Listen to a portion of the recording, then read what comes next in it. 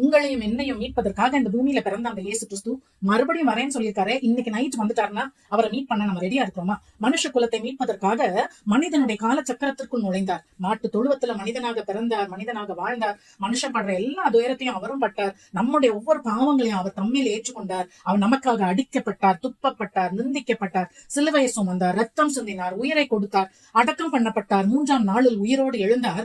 இது எதுவும் எதேச்சையாக நடக்கல. இல்ல ஒவ்வொன்றும் எத்தனை அடிப்படணும், யாரு நிந்திக்கப்படணும், எல்லா விஷயமும் அவரை குறித்து வேத புத்தகத்தில் எழுதப்பட்ட தீர்க்க தரிசனங்கள் நிறைவேற்றும்படியாக இதெல்லாம் வந்தாரு. உங்களுக்காக எனக்காக கிறிஸ்துமஸை நிறைவேற்றி முடித்தார். நாம இழந்து போனது எல்லாத்தையும் தேடவும் ரட்சிக்கவும் அவர் நமக்காக வந்தார். தேவன் தம்முடைய ஒரே பேரான குமாரனை விசுவாசிக்கிறவன் கெட்டு போகாமல் நித்திய ஜீவனை அடையும்படிக்கு அந்த குமாரனை தந்து நம்மளை இவ்வளவாய் நம்ம எல்லாம் அன்பு கூர்ந்தார். அந்த கிறிஸ்துமஸ் முடிஞ்சிருச்சு. நமக்காக அவர் எல்லாவற்றையும் செய்து முடித்தார். என் பாவங்களை அவர் ஏற்றுக்கொண்டார் என்று நாம விசுவாசித்து நம்முடைய பாவங்கள் எல்லாம் அவரிடத்துல அறிக்கை செய்து விட்டா அவரு அப்படிப்பட்டவங்களுக்காக திரும்ப ஒரு முறை இந்த பூமிக்கு வரப்போகிறார். அப்ப எப்படி வருவார் அப்படின்னா, அவர் ஒரு நியாயாதிபதியாகவும் ராஜாவாகவும் இந்த பூமியை அரசாள போகிறவராகவும் வரப்போகிறார்.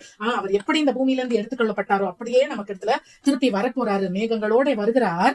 கண்கள் எல்லாரும் அவரை காணும். அவரை ஏற்றுக்கொள்ளாதவர்கள் எல்லாம் அவரை பார்த்து புலம்புவார்கள் என்று சொல்லி வேதம் நமக்கு சொல்லுகிறது. இன்றைக்கே ஆண்டுகிற காலம், இப்பொழுதே ரட்சணை நாள், எப்ப வருவார்னு தெரியாது. சோ மனம் திரும்பவும் பரலோக ராஜ்யம் சமீபமா இருக்கிறது அப்படின்னு பைபிள் நமக்கு சொல்லிக் கொடுக்கிறது. இன்றைக்கு நமக்கு அந்த கிருபையின் கதவு இன்றைக்கு திறந்திருக்கிறது. ஆனா சீக்கிரமா ஏதோ ஒரு நாள் மூட போகிறது என்பதுல எந்த டவுட்டும் இல்ல. 10 கன்னிகைகள் இருந்தாங்க, மணவாளன் வருகிறதுக்காக ரெடியா இருந்தாங்க. ஆயத்தமா இருந்தவங்க எல்லாம் மணவாளனோட கல்யாண வீட்டுக்குள்ள பிரவேசித்த உடனே கதவு அடைக்கப்பட்டது. ஆயத்தம் இல்லாதவங்க வந்து எங்களுக்கும் திறந்த ஆண்டவரே அப்படின்னு சொல்றப்போ அவர் எனக்கு நீங்க யாருன்னு தெரியாதுன்னு சொல்லிட்டாரு. நம்ம ரெடியா இருக்கிறோமா?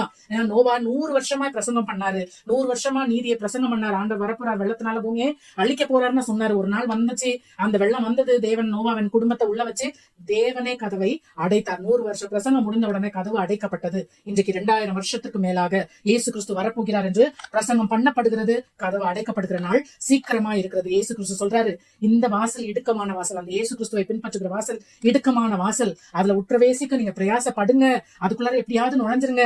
அந்த வீட்டு எஜமான் வரப்போறாரு. வந்து கதவை பூட்டின பிறகு நீங்க வந்து ஆண்டவரே ஆண்டவரே எங்களுக்கு திறக்க வேணும்னு சொன்னா நீங்க யாருப்பா எனக்கு தெரியாதுன்னு சொல்ல போகிற நாள் சீக்கிரமா இருக்கிறது. அதனாலதான் இயேசு சொல்றாரு, அநியாயம் செய்கிறவன் இன்னும் அநியாயம் செய்யட்டும், அசுத்தமா இருக்கிறவன் இன்னும் அசுத்தமா இருக்கட்டும், நீதி உள்ளவன் இன்னும் நீதி செய்யட்டும், பரிசுத்தம் உள்ளவன் இன்னும் பரிசுத்தமாகட்டும். இதோ சீக்கிரமாய் வருகிறேன், அவனுடைய கிரியைக்கு தக்க நான் அளிக்கும் பலன் என்னோடு கூட வருகிறது என்று சொல்லி சொல்கிறார். அவர் 2வது தடவை வரும் பொழுது அதோட நம்முடைய மனுஷனுடைய நிலைமைகள் நிர்ணயிக்கப்படும். அதுக்கு பிறகு மனம் திரும்பவும் முடியாது, மாறவும் முடியாது, கதவும் திறக்காது. சோ வருஷம் வருஷம் கிறிஸ்துமஸ் கொண்டாடுகிற அருமையான நண்பரே, அடுத்த கிறிஸ்துமஸ் ரெடியா? God bless you.